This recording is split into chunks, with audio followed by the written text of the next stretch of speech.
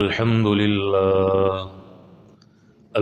لله وكفى وسلام على عباده الذين اصطفى أما بعد فأعوذ بالله من الشيطان الرجيم بسم الله الرحمن الرحيم لهم قلوب لا يفقهون بها ولهم أعين لا يبصرون بها ولهم آذان لا يسمعون بها أولئك كالأنعام بل هم أضل أولئك هم الغافلون صدق الله العظيم اللهم صل وسلم على سيدنا محمد النبي الأمي وعلى آله وسلم تسليما كثيرا كثيرا سبحان ربك رب العزة عما يصفون وسلام على المرسلين والحمد لله رب العالمين۔ میرے محترم دوستوں اور بزرگوں، اللہ تعالیٰ نے انسانوں کو دو چیزوں کا مجموعہ بنایا ہے۔ نمبر ایک انسان کا جسم ہے اور نمبر دو انسان کی روح ہے۔ یہ دو چیزیں ہیں تو ایک مکمل انسان اس دنیا میں چلتا پھرتا نظر آتا ہے۔ روح انسان کے جسم سے نکل جائے تو انسان کا ہاتھ حرکت نہیں کر سکتا، زبان بول نہیں سکتی، کان سن نہیں سکتا۔ 80 سال تک سننے والا کان ایک روح کے پرواز کرنے کے بعد 1 سیکنڈ بھی نہیں سن سکتا۔ ایک لمبا عرصہ یہ آنکھیں دیکھنے کے باوجود روح کے پرواز کرنے کے بعد چند لمحے دیکھ نہیں سکتی۔ ساری زندگی زبان سے بولتا رہا، روح نکلنے کی دیر تھی، روح نکلتے ہی زبان بند ہو گئی۔ تو انسان کی زندگی کے اندر، انسان کے وجود میں بھی انسان کے زیادہ دخل روح کا ہے۔ جسم اگر روح نہ ہو تو کچھ نہیں کر سکتا، کچھ بھی نہیں کر سکتا۔ تو اب دنیا کے اندر انسان دو طرح کے زندگی گزارنے والے ہیں۔ ایک طبقہ انسانوں کا وہ ہے جو اپنی روح کو چھوڑ کر صرف جسم کی فکر میں لگے ہوئے ہیں۔ جسم کی طرف توجہ ان کی زیادہ ہے کہ ہمارا جسم صحیح ہو جائے، مضبوط ہو جائے۔ اس کے لیے جتنی سہولیات ان کو اختیار کرنی پڑے وہ اختیار کرتے ہیں۔ عمدہ مکان بناتے ہیں، عمدہ لباس پہنتے ہیں، عمدہ خوراک کا استعمال کرتے ہیں، وغیرہ وغیرہ، عمدہ سواری لیتے ہیں۔ اور اس انداز سے یہ سب کچھ کر رہے ہیں کہ ان کو روح کی کوئی فکر نہیں ہے۔ اور دوسرا طبقہ وہ ہے جو جسمانی ضروریات کے ساتھ ساتھ روحانی ضروریات کی زیادہ فکر کرتے ہیں۔ پہلا وہ طبقہ جو صرف اپنے جسم کی فکر کرتا ہے، اپنے جسم کو آرام پہنچانے کی سوچ میں لگا ہوا ہے، اور روح کی اس کو کوئی فکر نہیں ہے۔ اللہ تعالیٰ اس کے بارے میں ارشاد فرماتا ہے لَهُمْ قُلُوبٌ لَا يَفْقَهُونَ بِهَا وَلَهُمْ أَعْيُنٌ لَا يُبْصِرُونَ بِهَا وَلَهُمْ آذَانٌ لَا يَسْمَعُونَ بِهَا۔ یہ آپ کو دکھنے میں تو انسان نظر آ رہے ہیں کہ ان کے سینے میں دل ہے، لیکن یہ وہ لوگ ہیں کہ جو بے دل ہیں، یہ عقل مند نہیں ہے، بے وقوف ہیں۔ یہ دیکھنے میں آپ کو نظر آ رہا ہے کہ ان کے کان صحیح ہیں لیکن یہ بہرے ہیں۔ دیکھنے میں نظر آ رہا ہے کہ ان کی آنکھیں صحیح ہیں پر یہ اندھے ہیں۔ کیوں؟ اس لیے کہ اس دل سے جو بات سوچنی چاہیے یہ وہ نہیں سوچ رہے، دماغ سے جو فیصلہ کرنا چاہیے یہ وہ فیصلے نہیں کر رہے، ان آنکھوں سے جو چیز دیکھنی چاہیے اس کے علاوہ کی چیزیں دیکھتے ہیں، ان کانوں سے جو باتیں سننی چاہیے اس کے علاوہ کی باتیں سنتے ہیں، ان زبانوں سے جو اللہ کی باتیں بتانی چاہیے اس کے علاوہ دنیا کے تذکرے کرتے ہیں۔ آگے اللہ کیا کہتا ہے؟ اولئک کالانعام، دیکھو یہ جانوروں کی طرح ہیں، بل ہم اضل، اس سے بھی بدتر ہے۔ ایک انداز جانور کا زندگی گزارنے کا ہے نا، جانور کا انداز زندگی کیا ہے؟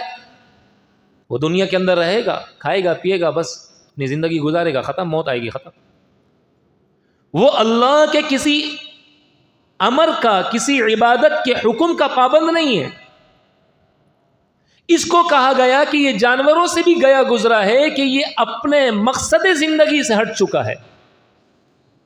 هو الذی خلق لکم ما فی الارض جمیعا، اے میرے بندے یہ جو پوری کائنات زمین اور آسمان کی صورت میں تجھے پھیلی ہوئی نظر آ رہی ہے، اس کے اندر جتنی چیزیں، جتنے وسائل تجھے نظر آ رہے ہیں، یہ سب میں نے تیرے غلام بنایا ہے، یہ تیری خدمت کے لیے پیدا کیا ہے۔ لیکن کب؟ جب تو اپنے مقصد زندگی پر آ جائے، اور تیرا مقصد زندگی کیا ہے؟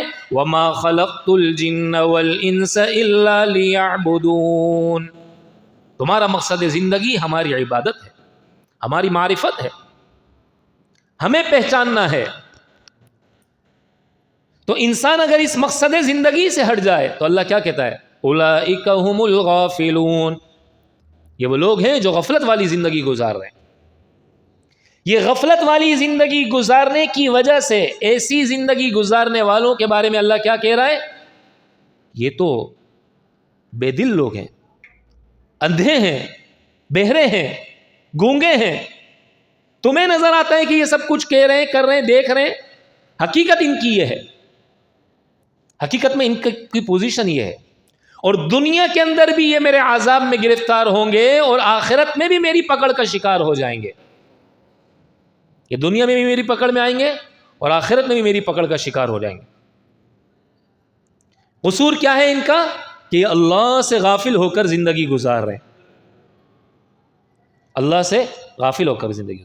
چاہیے تو یہ تھا کہ دنیا کے اسباب زندگی اختیار کرنے کے ساتھ ساتھ اللہ کو بھی یاد رکھتا، لیکن اس نے اللہ کو مکمل بلا دیا، اس نے اللہ کو مکمل بلا دیا۔ حقیقت یہ ہے کہ اس کو اللہ کو یاد کرنا چاہیے تھا کہ جس نے اس کو بنایا، سب کچھ دیا، اور یہ کامیابی کے حاصل کرنے کی اپنی سوچ کے لحاظ سے جس رستے پر چلنے لگا ہے، کامیابی کو حاصل کرنے کے لیے اپنی سوچ کے لحاظ سے اس نے جس رستے کا انتخاب کیا ہے، یہ رستہ اسے تباہی اور بربادی کی طرف لے جائے گا، کیونکہ یہ غفلت والا رستہ ہے۔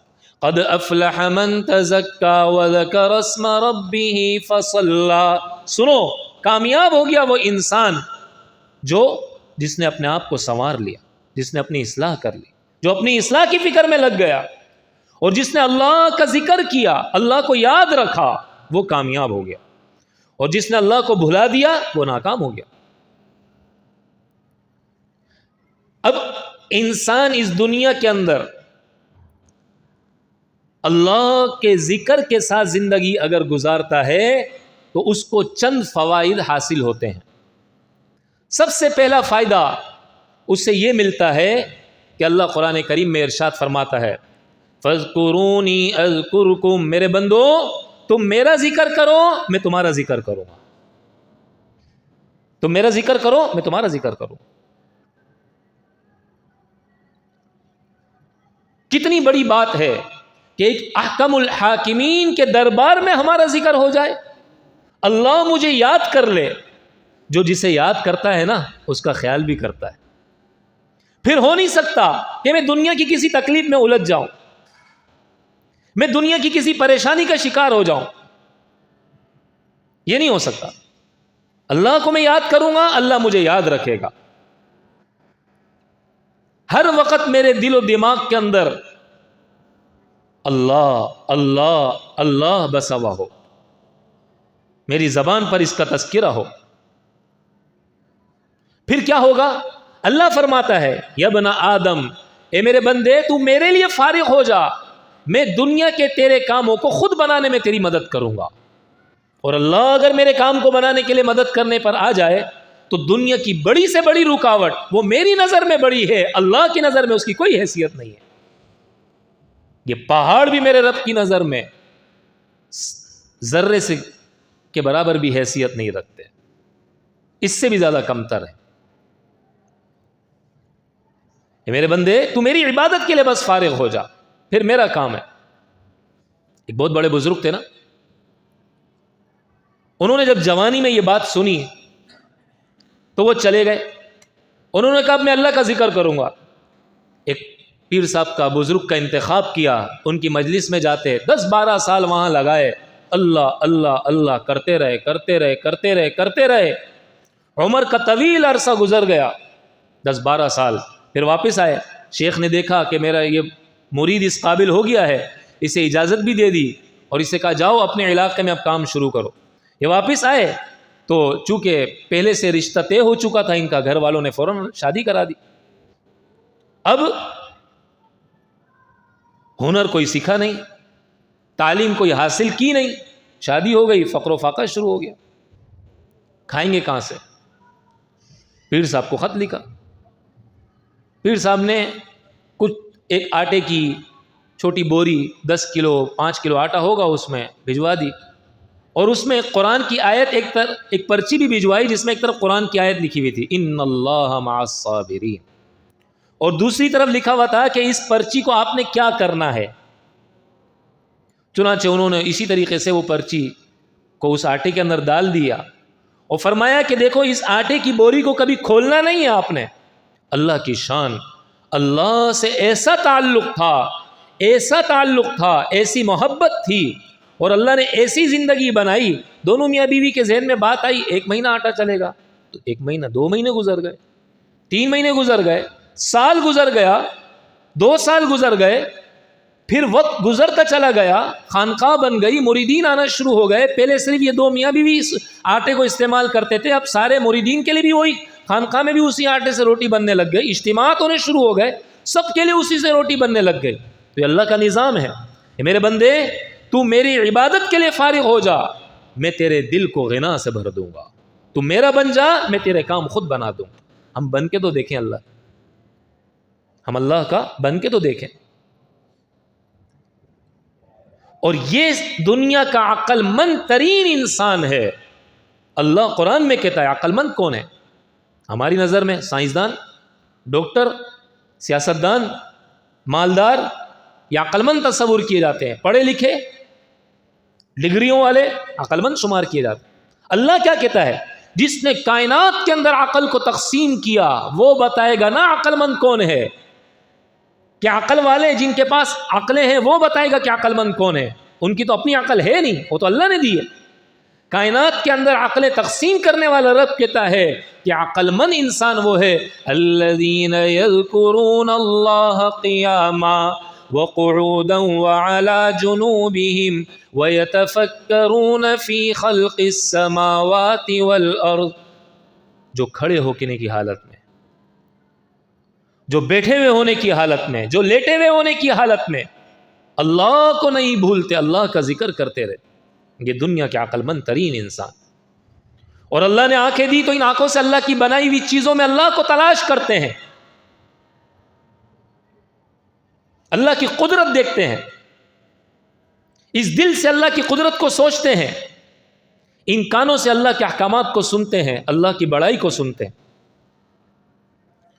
تو میرے دوستو، سب سے پہلا فائدہ ذکر کرنے کا یہ ہے کہ انسان اللہ کی دی ہوئی زبان سے اللہ کا نام لیتا ہے تو اللہ بھی پھر اس کا تذکرہ فرماتا ہے، اللہ بھی پھر اس کا تذکرہ فرماتا ہے۔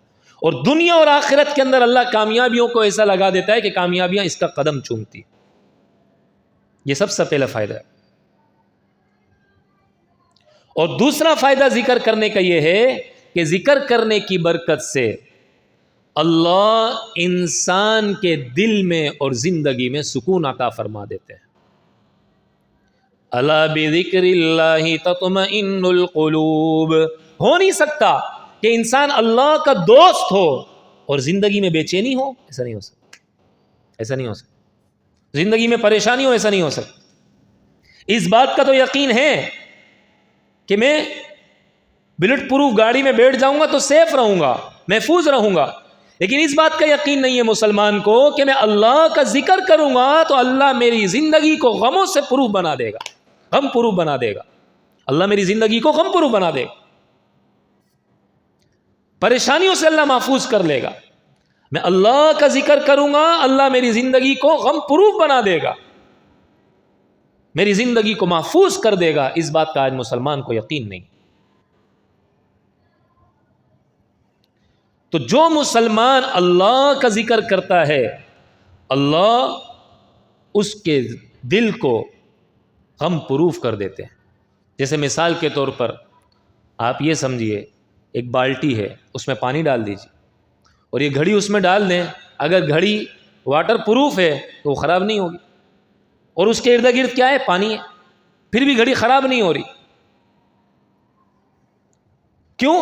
اس لیے کہ واٹر پروف ہے۔ تو یہ نہیں ہو سکتا کہ دنیا میں غم نہیں ہوں گے، غم ہوں گے، پریشانیاں ہوں گی، لیکن اس کو بے چینی نہیں لگے گی، اس کو بے چینی نہیں لگے گی۔ دنیا کے اندر کوئی انسان ایسا نہیں ہے کہ جس کو اللہ نے آزمایا نہ ہو، جس پر تکلیفیں نہ آئی ہوں، بلکہ سب سے زیادہ آزمائش جن برگزیدہ ہستیوں پر آتی ہے وہ حضرات انبیاء علیہ الصلاۃ والسلام کی ہستیاں ہیں۔ اللہ کے نبی نے فرمایا اشد الناس بلاء الانبیاء ثم الامثل فالامثل، سب سے زیادہ اللہ جن لوگوں کو آزمائش میں ڈالتا ہے، سب سے زیادہ جن کا سخت امتحان لیا جاتا ہے، وہ انبیاء علیہ الصلاۃ والسلام کی ذات۔ پھر جو جتنا نبی کی اطاعت میں قریب ہوگا اس پر اللہ اتنی آزمائشیں لے کر، اس پر اتنی آزمائشیں آتی۔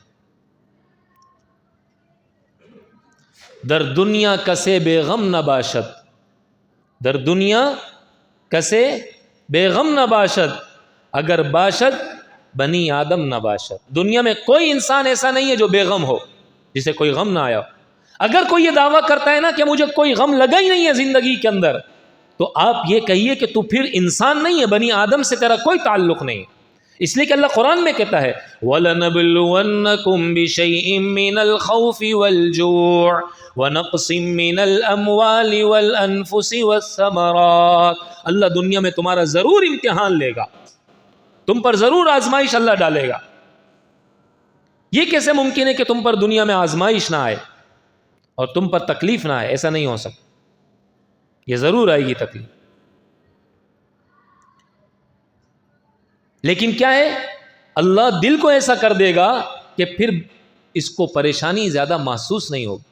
ورنہ کیا ہے، بس اوقات چھوٹی پریشانی ہوتی ہے لیکن بے چینی اتنی دل پر، دماغ پر سوار ہوئی ہوتی، اور بس اوقات پریشانی اتنی بڑی آتی ہے اور بے چینی اور غم اتنا سا لگا ہوتا ہے، نہ ہونے کے برابر ہو، نہ ہونے کے برابر ہو۔ اس کی وجہ کیا ہے؟ انسان کا اللہ سے تعلق ہے، زبان پر کثرت سے اللہ کا ذکر ہے، تو اللہ نے دل کو ایسا بنا دیا۔ ورنہ آپ کسی بھی انسان سے پوچھئے نا، ہر انسان کے میرا فلاں کام ہو جائے بس پھر میری زندگی ہے، میرا مکان بن جائے بس پھر میرے مزے، مجھے ڈگری مل جائے پھر میرے مزے، مجھے اولاد ہو جائے پھر میرے مزے، میرا رشتہ ہو جائے پھر میرے مزے، میرا کاروبار سیٹ ہو جائے پھر میرے مزے، مجھے جاب مل جائے پھر میرے مزے۔ ہر انسان نے اپنی سوچ ایک بنائی ہوئی ہے، اور یہ ہو نہیں سکتا کہ اس کا یہ مطلب پورا ہو جائے اور یہ سکون والی زندگی گزار لے۔ اس لیے کہ اللہ نے جو مشینری بنائی ہے نا، یہ ہے ہی ایسی، ایک حاجت پوری ہوگی دوسرے کی طرف جائے گا، دوسری ضرورت پوری ہوگی تیسرے کی طرف جائے گا، تیسری پوری ہوگی چوتھی کی طرف جائے گا، اور غموں میں ہی رہے گا، پریشانی کا ہی شکار رہے گا۔ آسان حل کیا ہے ان غموں سے بچنے کا؟ کثرت سے اللہ کے ذکر کا اہتمام کر لینا، کثرت سے اللہ کے ذکر کا اہتمام۔ ورنہ ضروریات تو بادشاہ کی بھی پوری نہیں ہوتی، ایک بادشاہ ہے نا، بلکہ جو آدمی جتنا بڑا بنتا رہتا ہے نا، اتنا پریشانیاں اس کی بڑھتی رہتی ہیں، اتنی اس کی پریشانیاں بڑھتی رہتی ہیں، جتنا بڑا بن گیا اتنی پریشانیاں بڑھ گئی۔ اور وجہ کیا ہے کہ جسمانی ضروریات کی تو فکر کر رہا ہے پر روح کی ضرورت کی فکر نہیں کر رہا۔ اب اللہ نے جسم کہاں سے بنایا؟ مٹی سے بنایا۔ لَقَدْ خَلَقْنَا الْإِنسَانَ مِنْ صَلْصَالٍ مِّنْ حَمَإٍ مَّسْنُونٍ، ہم نے تمہیں کھن کھراٹی مٹی سے بنایا، گارے سے بنایا، من طین۔ اب جسمانی ضروریات کے پورا کرنے کا بندوبست بھی اللہ نے مٹی میں رکھ دیا۔ آپ سبزی کھاتے ہیں، سبزی زمین سے اگتی ہے. آپ فروٹ کھاتے ہیں، فروٹ زمین سے اگتا ہے. آپ راشن کا استعمال کرتے ہیں، وہ بھی سب زمین سے، آٹا، چاول، دالیں سب زمین سے نکلتی. آپ گوشت کھاتے ہیں تو وہ جانور جن کو آپ ذبح کرتے ہیں، وہ جو گھاس کھاتے ہیں، جو چارہ استعمال کرتے ہیں، وہ بھی زمین سے نکلتا ہے. تو جیسے جسمانی ضروریات کے پورا کرنے کی جگہ اللہ نے زمین بنائی، کیونکہ اللہ نے انسان کو زمین سے بنایا ہے، اسی طرح روحانی ضروریات کے پورا کرنے کا بندوبست اللہ نے آسمان پہ رکھا ہے، اس لیے کہ روح آسمان سے نیچے آئی ہے. قُلِ الرُّوحُ مِنْ أَمْرِ رَبِّي، آسمان سے روح اتری. نماز آسمان سے، قرآن آسمان سے، ذکر آسمان سے، عبادت آسمان سے، دعائیں آسمان پر جاتی ہیں. اللہ کا حکم ہے، نبی نے بتایا ہے. تو ہم جسمانی ضروریات کو تو پورا کرنے کی فکر میں لگے ہیں، روح کی ضرورت کی پرواہ نہیں ہے، توجہ نہیں ہے. تو جسمانی ضرورت پوری ہو بھی جاتی ہے نا، پھر بھی پریشانی لگ جاتی ہے. اس کی مثال تو ایسی ہوئی میرے دوستو، جیسے آپ میں سے کسی ایک کو بہت بڑا مکان دے دیا جائے سونے کا بنا ہوا، اور آپ سے کہا جائے کہ آپ نے اسی میں رہنا ہے، باہر نہیں نکلنا. لیکن آپ کو اس میں رہتے ہوئے نہ کھانا ملے گا نہ پانی ملے گا. شروع میں تو آپ کو بڑی خوشی ہوگی کہ اتنا بڑا مکان ہے، الحمدللہ، کسی کے پاس نہیں ہے، سونے کا بنا ہوا ہے. لیکن ایک ڈیڑھ دن جب گزرے گا تو آپ بولے گے بھائی کیا پریشانی ہے، کیا مصیبت میں آ گیا ہوں، الجھ گیا ہوں، تکلیف میں آ گیا ہوں، بے چینی بڑھ جائے گی. کیوں؟ جسم کو خوراک نہیں مل رہی نا. اسی طرح جسمانی ضروریات کے تو پورا کرنے کا بندوبست کر رہا ہے، میرا جسم اچھا رہے، مضبوط رہے، فٹ رہے، سب کچھ رہے، لیکن روح کی ضرورت کے پورا کرنے کا بندوبست نہیں کر رہا. جسم کو تو خوراک دے رہا ہے پر روح کو خوراک نہیں دے رہا، تو زندگی میں سکون نہیں، بے چینی آ رہی، پریشانی آ رہی،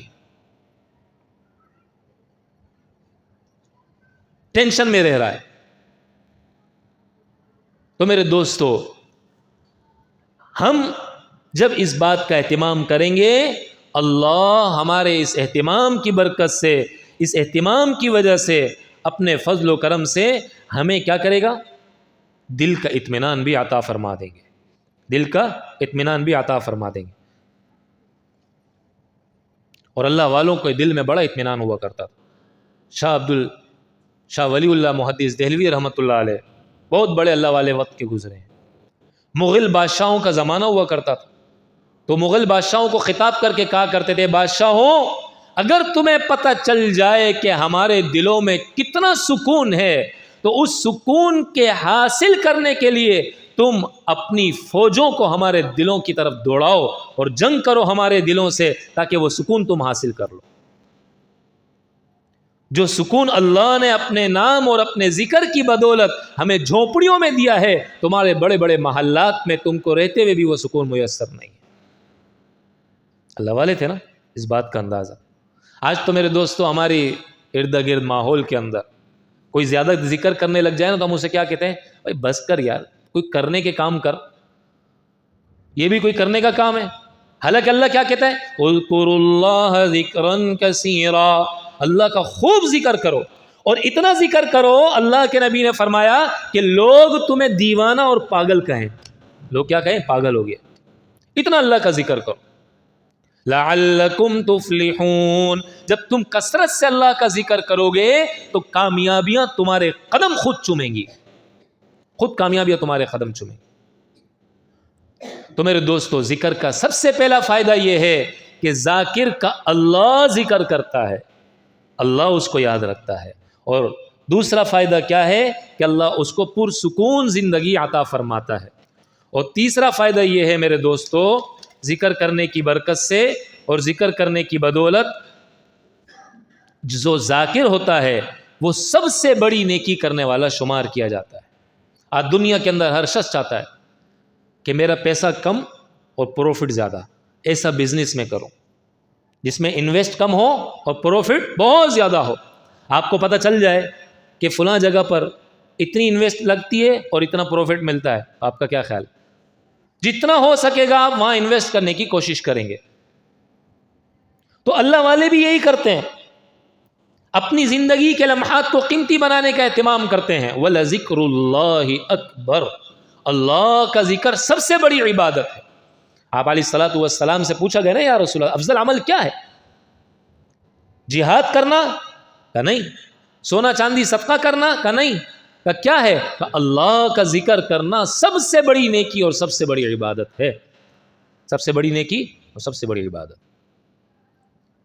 کہ ہر وقت زبان پر اللہ کا ذکر ہو، ہر وقت زبان پر اللہ کا ذکر۔ جنتی جب جنت میں چلے جائیں گے نا، اتنی ساری نعمتیں ان کے پاس ہوں گی، پھر بھی افسوس کریں گے کس بات کا؟ کاش کہ دنیا کے اندر مجھے وقت ملا تھا، زندگی ملی تھی، ان لمحات کو اللہ کی یاد کر کے مزید قیمتی بنا لیتا تو آج اتنی بڑی جنت مجھے مل جاتی۔ جیسے انویسٹر کو پتہ چلے کہ فلاں جگہ انویسٹ کرنے سے اتنا پیسہ ملتا ہے، اتنا فائدہ ہوتا ہے، اتنا پروفٹ ملتا ہے، تو وہ سوچے گا نا یہ کب سے بزنس تم لوگوں کا شروع ہوا ہے، یہ سلسلہ کب سے شروع ہوا ہے۔ اس کو بتایا جائے کہ بھائی 2 سال ہو گئے، 3 سال ہو گئے، بولے کاش مجھے 3 سال پہلے پتہ چلتا تو میں بھی اتنی ترقی کر لیتا۔ جبکہ یہ دنیا کی کمائی ہوئی دولت 50 سال 60 سال کام آئے گی، اور یہ اللہ کے ذکر سے کمائی ہوئی دولت نہ ختم ہونے والی زندگی میں کام آئے گی، پر انسان کے دل میں اس کی کوئی قیمت نہیں، ہماری نظر میں اس کی کوئی حیثیت نہیں۔ اور میرے دوستو، ہمارے نبی کا ہم پر کتنا احسان، دنیا ہی میں بتا دیا، دیکھو جنت میں جانے کے بعد بھی اگر افسوس کرو گے تو اس بات کا افسوس کرو گے کہ دنیا میں تم نے غفلت کے ساتھ وقت گزارا تھا۔ آج بڑا اچھا لگتا ہے رشتہ داروں میں جانا، دوستوں کے ساتھ وقت گزارنا، گپ شپ کرنا، بڑا اچھا لگتا ہے۔ جب آنکھ بند ہوگی نا، پھر انہی لمحات پر افسوس کرے گا، کاش کہ یہ لمحات اللہ کی یاری میں گزار دیتا، اللہ کے ساتھ گزار دیتا۔ آج تو دوستوں نے میرا کوئی ساتھ نہیں دیا، آج تو رشتہ دار میرے کوئی کام نہیں آ رہے، ان کے ساتھ دنیا میں وقت لگانے کا مجھے کوئی آج پروفٹ نہیں مل رہا، مجھے اس کا کوئی نفع نہیں مل رہا۔ میرے دوستو، یہ آج سمجھ میں نہیں آئے گا۔ اب انسان دیکھتا ہے نا، ربنا ابصرنا وسمعنا فرجعنا نعمل صالحا انا موقنون۔ قیامت کے میدان میں انسان افسوس کرے گا اور اللہ سے کہے گا ایک موقع اور دے دے زندگی کا، اب وقت قیمتی بنا کر آؤں گا، پر اللہ کہے گا نہیں، بس اب وقت ختم ہو گیا، اب وقت گزر گیا، اب ان باتوں کا کوئی فائدہ نہیں۔ تو سب سے پہلا فائدہ ذکر کرنے کا یہ ہے کہ انسان اس دنیا کے اندر ذکر کرتا ہے، اللہ اپنی بارگاہ میں اس کا ذکر کرتے ہیں، اور دنیا اور آخرت کی کامیابیاں اس کا قدم چومتی ہیں۔ اور دوسرا فائدہ ذکر کرنے کا یہ ہے، اللہ زندگی کو پرسکون بنا دیتے ہیں۔ تیسرا فائدہ ذکر کرنے کا یہ ہے کہ اجر کے لحاظ سے ذکر سب سے بڑی عبادت ہے۔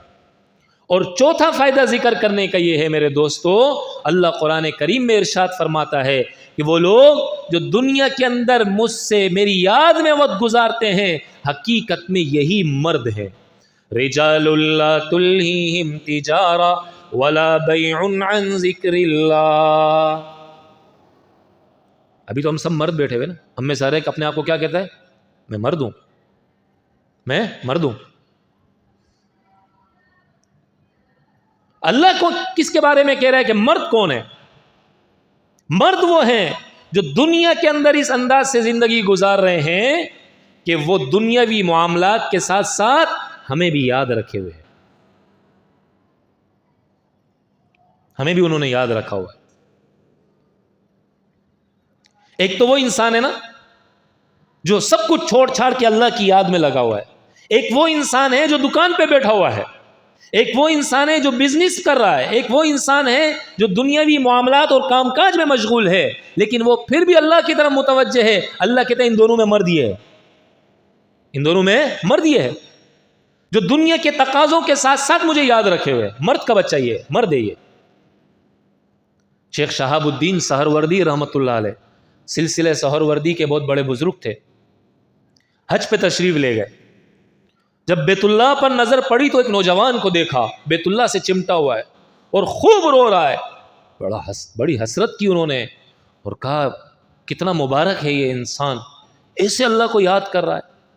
اللہ نے اس کے دل کا حال ان پر منکشف کر دیا کہ یہ جو آپ کو نظر آ رہا ہے کہ میرے گھر کے پردے کے ساتھ چمٹا ہوا ہے، اس کا مقصد یہ ہے کہ لوگ اسے دیکھ کر کہیں کتنی اچھی اللہ کی عبادت کر رہا ہے، کیسا اللہ کی یاد میں مشغول ہے۔ اور پھر کچھ وقت گزرا، لوگ حج کے اعمال ادا کرنے کے لیے مینا چلے گئے، آپ بھی تشریف لے گئے۔ وہاں ایک نوجوان کو دیکھا کہ اس نے چھوٹا سا کیبن بنایا ہوا ہے اور سامان بیچ رہا ہے، اور ایک رشکش لگا ہوا ہے گاہکوں کا، اس کو کوئی ہوش ہی نہیں ہے، بس سامان دے رہا ہے پیسے لے رہا ہے، سامان دے رہا ہے پیسے دے رہا ہے، سامان دے رہا ہے پیسے لے رہا ہے۔ ان کے دل میں بات آئی، دیکھو لوگ یہاں افعال حج ادا کرنے کے لیے آئے ہوئے ہیں اور یہ دنیا میں مشغول ہے۔ اللہ نے اس نوجوان کا حال بھی ان کے دل پہ منکشف فرمایا، تمہیں نظر آ رہا ہے کہ یہ دنیا کمانے میں مشغول ہے، لیکن یہ وہ شخص ہے جس کے بارے میں قرآن میں نے آیت اتاری ہے، رجال لا تلہیہم تجارہ ولا بیع عن ذکر اللہ۔ قرآن کہتا ہے یہ وہ مرد ہے، یہ وہ مرد ہے، یہ وہ مرد ہے کہ جو دنیاوی کاروبار میں بھی ہم سے غافل نہیں ہے۔ بظاہر یہ مال دے رہا ہے، سامان دے رہا ہے، پیسے لے رہا ہے، لیکن اس کا دل اس وقت بھی ہماری یاد میں لگا ہوا ہے۔ تو میرے دوستوں، میرے عزیزو، ذکر کرنے کا چوتھا فائدہ یہ ہے کہ اللہ ذاکر کے بارے میں فرماتے ہیں کہ یہ مرد ہے۔ مرد کا مطلب کیا ہوا؟ مرد انسان کب کہتا ہے اپنے آپ کو؟ اپنی بہادری دکھانے کے لیے کہ مجھے تم ہرا نہیں سکتے۔ اللہ کہہ دے کہ مرد ہے، مطلب کیا ہوا کہ شیطان اسے اب ہرا نہیں سکتا، شیطان اسے ہرا نہیں سکتا، اس سے ہار جائے گا پر اسے نہیں ہرا سکے گا۔ تو سب سے پہلا فائدہ ذکر کرنے کا، اللہ اس کا ذکر کرتا ہے، دنیا کی کامیابیاں اس کا قدم چومتی ہیں۔ دوسرا فائدہ، اللہ پرسکون زندگی عطا فرماتے ہیں۔ تیسرا فائدہ ذکر کرنے کا یہ ہے میرے عزیزو کہ ذکر اجر کے لحاظ سے بہت بڑا عمل ہے۔ اور چوتھا فائدہ ذکر کرنے کا یہ ہے کہ ذاکر کے بارے میں اللہ کہتا ہے کہ ذاکر کون ہوتے ہیں؟ مرد ہوتے ہیں۔ اور پانچواں فائدہ ذکر کرنے کا یہ ہے کہ ذکر کرنے کی وجہ سے اللہ دل کا غنا نصیب فرماتے ہیں، ہر چیز سے مستغنی کر دیتے، احتیاج ختم فرما دیتے، کسی کا محتاج نہیں کرتے اللہ ذاکر کو۔ ذکر کرنے کی برکت سے دنیا اس کی محتاج بن جاتی ہے اور اللہ اسے بادشاہ بنا دے، بلکہ بادشاہ بھی دنیا کے اندر بس اوقات دنیا کے لوگوں کے محتاج ہوتے ہیں۔ اللہ اسے وہ بادشاہت دیتے ہیں جو کسی بھی چیز کی اس کو حاجت نہیں ہوتی سوائے اللہ کے، ہر ایک سے اللہ مستغنی کر دے۔